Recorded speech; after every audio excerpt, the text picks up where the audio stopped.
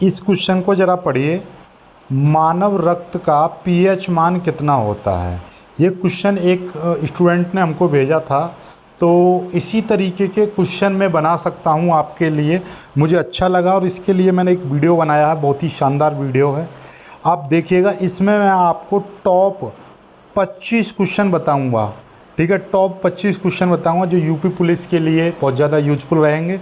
Competitive exam में आजकल general knowledge से जो प्रश्न आ रहे हैं, ज़्यादातर साइंस के प्रश्न ज़्यादा आते हैं। जनरल साइंस के कम से कम 4 से 5 प्रश्न मिलते हैं, तो इसलिए इसको ज़रा ध्यान से समझिएगा और आपका बहुत ही प्यारे तरीके से समझाऊंगा। और इस तरीके की और वीडियो आप चाहते हो तो कमेंट करके ज़रूर बताना। स्टार्ट करते हैं, सीधे सीधे क्वेश्चन को समझो। क्वेश्चन कह रहा है कि मानव रक्त का पीएच मान कितना होता है।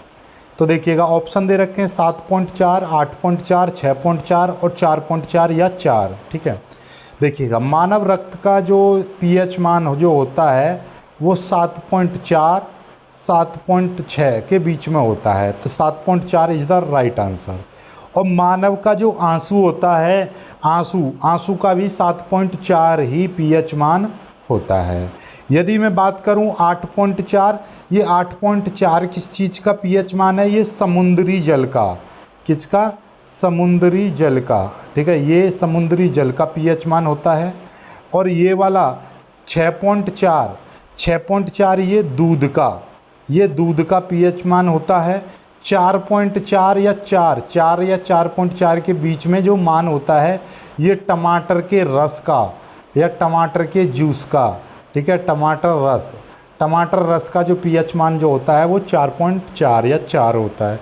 आई होप कि आज की एक ही इस क्वेश्चन में आपको 4 क्वेश्चन समझ में आ गए होंगे कि 7.4 ये मानव रक्त का हो गया, आंसू का हो गया, 8.4 समुद्री जल का हो गया और 6.4 आपका दूध का हो गया और 4 या 4.4 टमाटर का हो गया। आप ये चीज़ जानते होंगे, शुद्ध जल का जो पीएच मान है 7 होता है, क्योंकि ना तो वो अम्लीय होता ना ही क्षारीय होता। 7 से जितने भी कम होंगे मान, पीएच मान, तो वो अम्लीय कहलाते हैं विलयन। जो 7 से ज़्यादा होंगे वो क्षारीय कहलाएगा। ठीक है, तो अब आपसे पूछ सकता है कि मानव रक्त अम्लीय होता है क्षारीय होता है? तो ये आपका 7 से ज़्यादा है, इसलिए ये कैसा होगा? क्षारीय। तो ये थोड़ा क्षारीय होता है।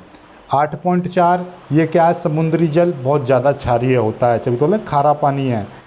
और बात की जाए दूध का, दूध अम्लीय होता है, हल्का अम्लीय, क्योंकि 7 से थोड़ा ही कम है इसलिए हल्का अम्लीय। टमाटर जो होता है वो ज़्यादा अम्लीय होता है। ठीक है, तो इस तरीके से आप देख सकते हो, खट्टी चीज़ें सभी अम्लीय कहलाती हैं। ठीक है, तो ये सारा कुछ।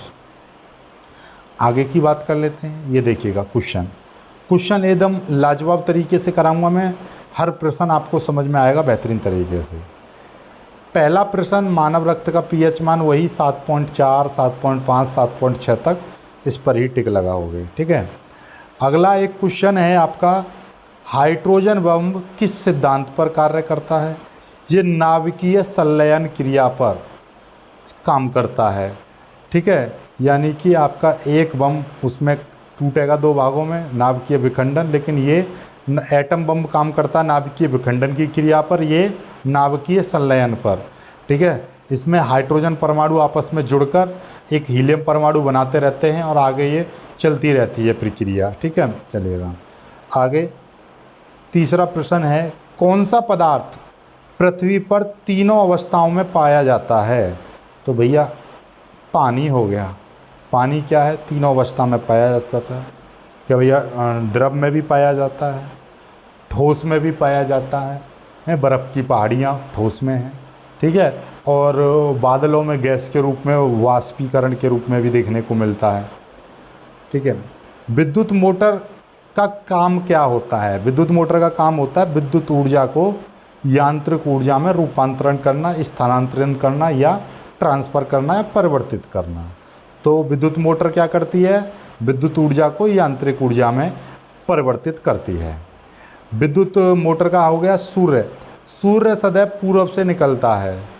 क्यों निकलता है भाई सूर्य पूर्व से? क्योंकि पृथ्वी जो है हमारी पश्चिम से पूर्व की ओर घूमती है, इसलिए सूर्य जैसे ही निकलता है तो वो ऐसा लगता है कि पूरब से निकल रहा है। तो लगता ही नहीं बल्कि पूरब से ही निकलता है। क्यों? क्योंकि हमारी जो पृथ्वी, आप ऐसा समझिए एक बॉल को घुमा कर देखो और एक साइड से यदि सूर्य को निकालोगे तो वहाँ से ऐसा दिखाई देता है जैसे पूरब से निकल रहा है। ठीक है, तो वास्तविकता पृथ्वी के घूमने के कारण सूर्य पृथ्वी से निकलता हुआ दिखाई देता। आगे का प्रश्न देखिएगा, मानव शरीर की सबसे छोटी ग्रंथि का नाम बताइए। तो क्या है? पिट्यूटरी। ठीक है, चलिएगा आगे। पित्त का निर्माण किस भाग में होता है? पित्त का, तो ये पित्त की थैली में होता है। पित्त की थैली कहाँ पर होती है? लीवर में होती है। तो पित्त का निर्माण कहाँ पर होता है? यकृत में। यकृत, लीवर जो होता है वो यकृत होता है। ठीक है, आगे देखिएगा, गोबर गैस का मुख्य घटक कौन सा है? मीथेन, जिसका फॉर्मूला भी सुन लीजिए भाई, CH4। क्या? CH4। आगे, प्रोटीन किस गैस का प्रमुख यौगिक है? नाइट्रोजन। नाइट्रोजन का प्रमुख यौगिक क्या है? प्रोटीन। सूर्य के प्रकाश की सतह से शरीर में विटामिन का निर्माण होता है, विटामिन डी।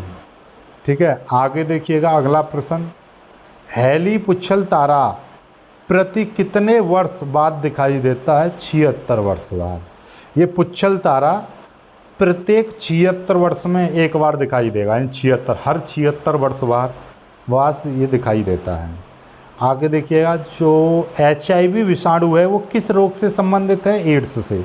एड्स किस वायरस के कारण होता है? HIV virus, human immuno virus. ठीक है, चलिएगा आगे, चलिएगा आगे देखते हैं, रक्त का थक्का जमाने में कौन सा विटामिन सहायक होता है? ये हमको कमेंट करके बताइएगा, ये बहुत ही पॉपुलर है इसलिए यहाँ से विटामिन मैंने काट दिया है। ठीक है, सभी लोग आप बताइएगा। अगला, एम्पियर, एम्पियर सेकंड किसका मात्रक है? तो ये आवेश का मात्रक। आवेश Q बराबर IT ये फॉर्मूला होता है। तो I धारा, वैद्युत धारा का मात्रक एम्पियर हो गया, समय का मात्रक सेकंड हो गया।